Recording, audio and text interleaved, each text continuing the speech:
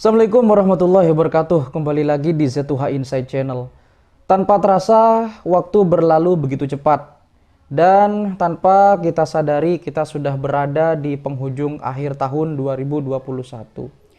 Itu artinya tepat nanti malam jam 12 waktu Indonesia Barat, waktu Indonesia Tengah, dan waktu Indonesia Timur, kita akan sama-sama memasuki tahun 2022. Ini artinya kita sudah bersama tahun 2021 selama 365 hari. Dan di kurun waktu itu pastinya ada kejadian-kejadian yang ada di sekitar kita. Baik itu kejadian yang menyenangkan ataupun kejadian yang tidak kita harapkan. Namun terlepas dari itu, semua kejadian pasti ada hikmah dan pasti ada pelajaran yang bisa kita petik dari setiap peristiwa, agar menjadikan kita lebih baik lagi untuk melangkah ke depan. Pada edisi kali ini, Z2H Insight Channel sengaja telah merangkum beberapa peristiwa-peristiwa penting yang sudah terjadi di Indonesia selama tahun 2021 yang sudah saya rangkum dalam beberapa catatan kecil. Jadi kita nggak usah putar intronya dulu. Kita langsung saja. Untuk kejadian yang pertama atau peristiwa yang pertama, ini kejadiannya sekitar tahun 2021 awal, tepatnya di bulan Januari, tentang musibah yang menimpa penerbangan kita, yaitu Sriwijaya Air dengan kode penerbangan SJ182 rute Jakarta Pontianak yang menewaskan beberapa korban. Ini tamparan keras untuk industri penerbangan yang ada di negeri kita, agar peralatan ataupun pesawat-pesawat yang ada pada saat ini lebih berkualitas lagi dan lebih diperhatikan lagi, terutama faktor safety-nya, faktor keselamatannya, agar tidak terjadi lagi hal-hal yang tidak diinginkan seperti yang menimpa beberapa pesawat yang sudah banyak menimpa korban, ya. Bukan hanya Sriwijaya Air saja, tapi banyak seperti Air Asia dan lain sebagainya. Jadi mudah-mudahan ini tidak akan terjadi lagi dan mudah-mudahan bisa memetik pelajaran dari kejadian ini. Untuk yang berikutnya, kita mengingat pada bulan puasa kemarin, tepatnya di bulan April, ada kejadian yang menimpa KRI Nanggala 402, di mana terdapat 53 awak kapal yang gugur dalam tugas yang mulia itu.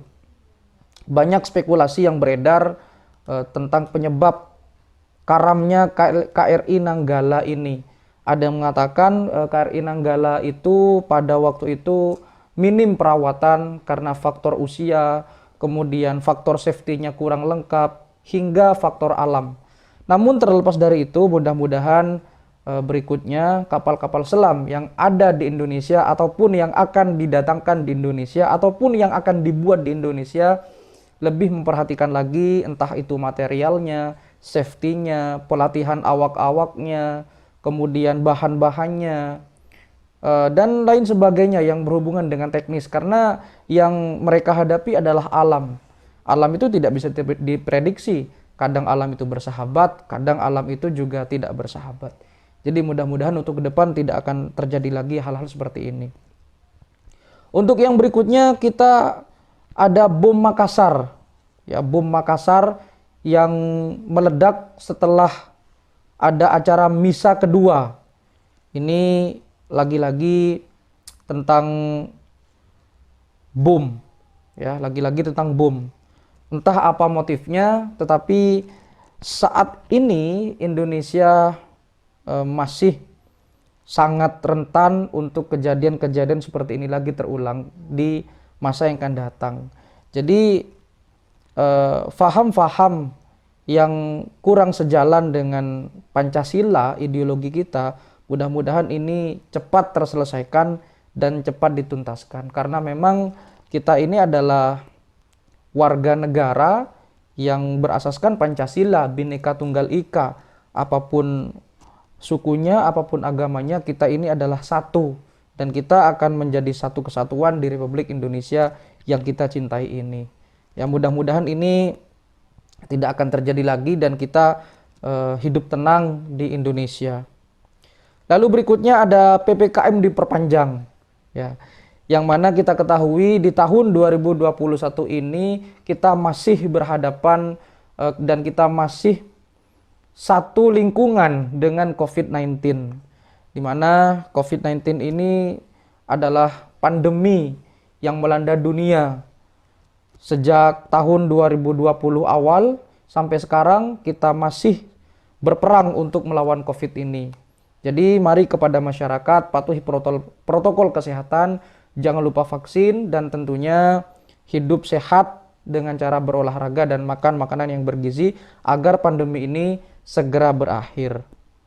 Lalu kemudian ada BPJS yang dicairkan.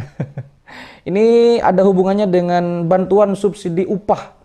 Ada yang subsidi upah dari Dikti, ada yang dari Kemenak, dan lain sebagainya. Karena pada waktu itu karena efek COVID-19 ini sehingga banyak perusahaan-perusahaan ataupun lembaga-lembaga yang mencairkan bantuan BPJS-nya ataupun juga mendapatkan bantuan subsidi upah yang diberikan kepada para pekerja pada tahun 2021 tentunya. Dan mudah-mudahan ini tidak akan terjadi lagi. Artinya bukan tidak mengharap rezeki ya, tetapi mudah-mudahan segera berakhir pandeminya. Maksudnya begitu.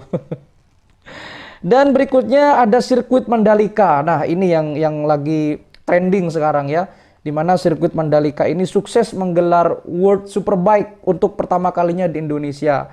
Tentunya ini akan menggelar lagi balap motor yang paling prestisius di tahun 2022 nanti, tepatnya MotoGP, dan juga ada Moto2 dan Moto3 pastinya. Nah, kita doakan saja mudah-mudahan sirkuit Mandalika ini bisa membuat nama Indonesia semakin terkenal di kancah internasional dan melahirkan pembalap-pembalap muda bertalenta yang berlevel internasional pastinya. Salut buat Indonesia dan sukses untuk sirkuit Mandalika. Keren. Untuk yang berikutnya ada Piala Menpora ya. Di mana Piala Menpora ini pemenangnya adalah Persija versus Persib dengan skor 4-1. Wow. Ini yang cinta sama Persija sangat bahagia, tapi bagi pendukung Persib ya tentunya ini sportivitas ya. Apapun yang terjadi, apapun hasilnya, sportivitas tetap harus jadi nomor satu. Karena biar bagaimanapun baik Persija ataupun Persib sama-sama sudah berjuang dan mereka sudah sama-sama berada di level yang sangat bagus. Mereka sudah berusaha, tetapi dalam pertandingan memang ada yang menang, ada yang kalah. Tetapi jangan jadikan itu sebagai fanatisme yang berlebihan, tetapi jadikan kejadian yang sudah ada ini menjadi idola-idola Anda yang pastinya bisa membuat Anda lebih semangat dalam menjalankan hidup.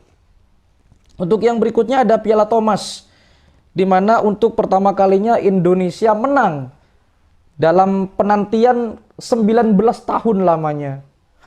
Ini lagi-lagi Indonesia mengharumkan atlet-atletnya. Atlet-atletnya maksudnya mengharumkan nama Indonesia. Sampai belepotan ini. Setelah 19 tahun akhirnya Indonesia kembali memenangkan Piala Thomas. Dan mudah-mudahan ini juga dapat perhatian dari pemerintah agar mencetak atlet-atlet yang lebih bagus lagi, yang lebih profesional lagi, sehingga lebih mengharumkan nama Indonesia bukan hanya di cabang bulu tangkis saja, tapi di cabang-cabang olahraga yang lain. Untuk berikutnya ada ledakan Pertamina Balongan di Indramayu, di mana ada beberapa rumah warga yang ikut terbakar akibat ledakan tersebut. Entah ini apa penyebabnya dan apakah ini ada unsur kesengajaan atau tidak, tetapi yang jelas dari kejadian ini mudah-mudahan pihak Pertamina lebih berbenah kembali dan lebih berhati-hati lagi, karena faktor safety itu adalah yang utama. Faktor safety itu dan juga masyarakat sekitar harus diperhatikan. Karena kepercayaan masyarakat atau people trust terhadap Pertamina ini juga adalah harus jadi nomor satu. Dan mudah-mudahan ini tidak terjadi lagi di waktu yang akan datang.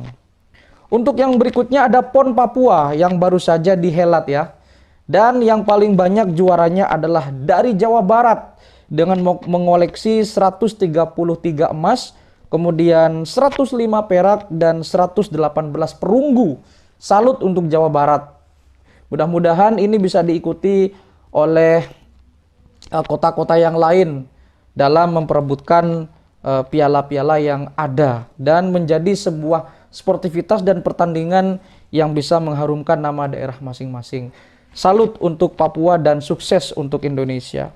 Dan yang terakhir, tentunya kita masih ingat barusan kita semua rakyat Indonesia dapat musibah, yaitu meletusnya atau erupsi dari Gunung Semeru yang ada di Lumajang, Jawa Timur.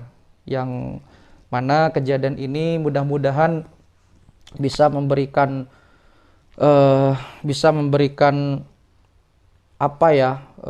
kepedulian kita terhadap saudara-saudara kita yang ada di Lumajang sana, dan memberikan hikmah agar kita lebih bersahabat dengan alam, agar kita lebih waspada lagi dengan alam. Tentunya kalau kita merawat alam dan kita melestarikan alam, ya secara tidak langsung maka alam akan juga bersahabat dengan kita.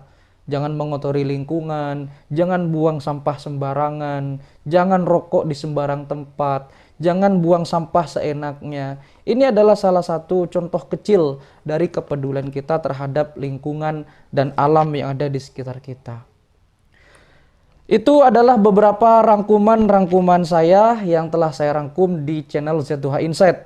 Mudah-mudahan kejadian atau peristiwa yang ada di Indonesia selama kurun waktu 1 tahun di tahun 2021 ini bisa menjadikan refleksi terhadap diri kita agar menjadi lebih baik lagi, dan kita bisa mengambil hikmah dari setiap kejadian yang ada di sekitar kita.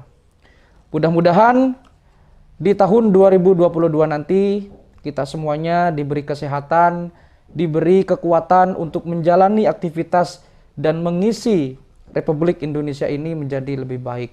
Dan untuk Indonesia, mudah-mudahan selalu sukses, tambah bermartabat, dan pastinya merdeka selalu untuk kita semua. Jangan lupa untuk terus mendukung channel ini agar berkembang. Jangan lupa subscribe, like, komen, dan share. Tunggu video berikutnya. Wassalamualaikum warahmatullahi wabarakatuh.